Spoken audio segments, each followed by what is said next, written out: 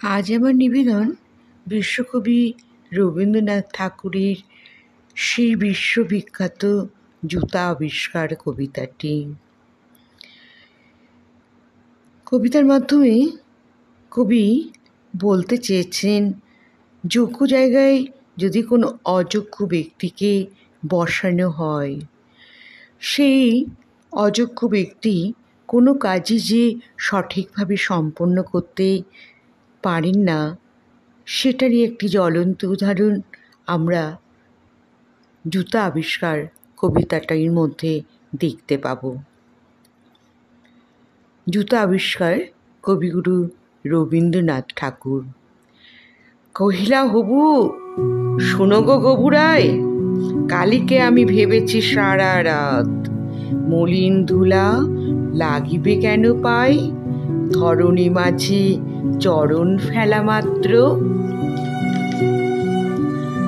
তোমরা শুধু বেতন লহ বাটি, রাজার কাজে কিছুই নাহি দৃষ্টি। আমার মাটি লাগাই মোরে মাটি, রাজ্যে মোর একই অনার সৃষ্টি। শীঘ্র এর করিবে প্রতিকার, নহিলে কারো রক্ষা নাহি আর। শুনিয়া গবু ভাবিয়া হলো খুন, দারুণ ত্রাসে ঘর্ম বহে গাত্রে। পণ্ডিতের হইল মুখ চুন, পাত্রদের নিদ্রা নাহি রাত্রে। রান্নাঘরে নাহি চড়ে হাড়ি, কান্নাকাটি পড়িল বাড়ি মধ্যে। অশ্রু জলে ভাসায় পাকা দাড়ি, কহিলা গবু হবুর পাদপদ্মে। যদি না ধুলা লাগিবে তব পায়ে, পদ্মে পায়ের ধুলা পাইব কি উপায়ে। শুনিয়া রাজা ভাবিল তুলি তুলি, কহিল শেষে কথাটা বটে সত্য, কিন্তু আগে বিদায় কর ধুলি। ভাবিও পরে পদধূলির তত্ত্ব। ধুলা অভাবে না পেলে পদধূলা, তোমরা সবে মাহিনা খাও মিথ্যে। কেন বা তবে পুষিনু এতগুলা উপাধি ধরা বৈজ্ঞানিক বৃত্তে। আগের কাজ আগে তো তুমি সারো, পরের কথা ভাবিও পরে আরো। আধার দেখে রাজার কথা শুনি, যতন ভরে আনিল তবে মন্ত্রী। যেখানে যত আছিল জ্ঞানী গুণী, দেশে বিদেশে যতেক ছিল যন্ত্রী। বসিল সবে চশমা চোখে আটি, ফুরাই গেল 19 পিপে নস্য। অনেক ভেবে কহিল কেলে মাটি, ধরায় তবে কোথায় হবে শস্য। কহিল রাজা, তাই যদি না হবে, পণ্ডিতেরা রয়েছে কেন তবে। সকলে মিলে যুক্তি করি শেষে, কিনিল ঝাঁটা 17.5 লক্ষ। ঝাঁটের চোটে পথের ধুলা এসে ভরিয়া দিল রাজার মুখবক্ষ।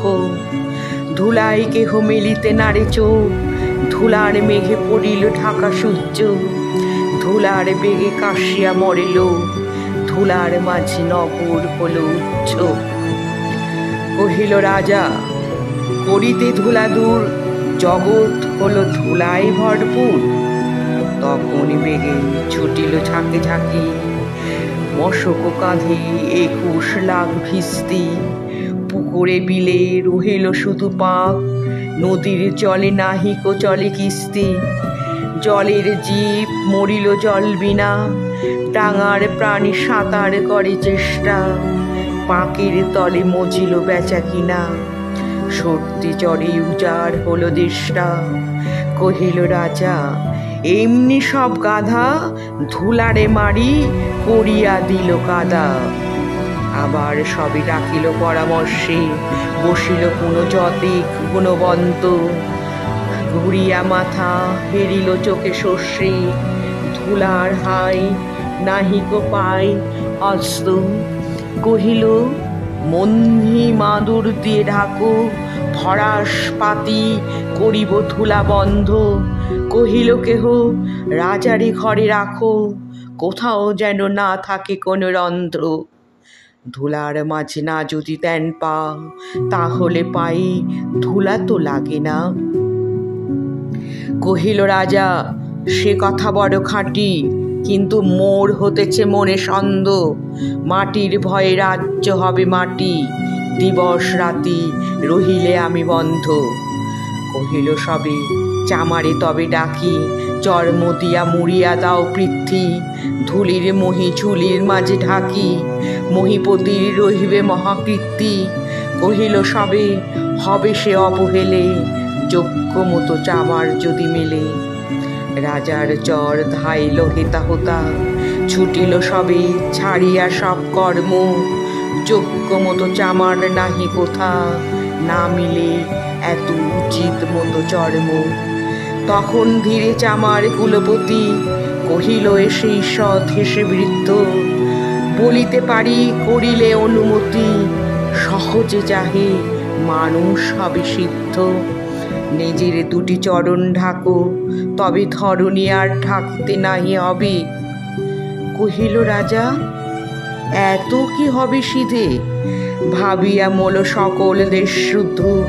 মন্ত্রী কহে, ব্যাটারে শুল বিধে, কারার মাঝে করিয়া রাখো রুদ্ধ।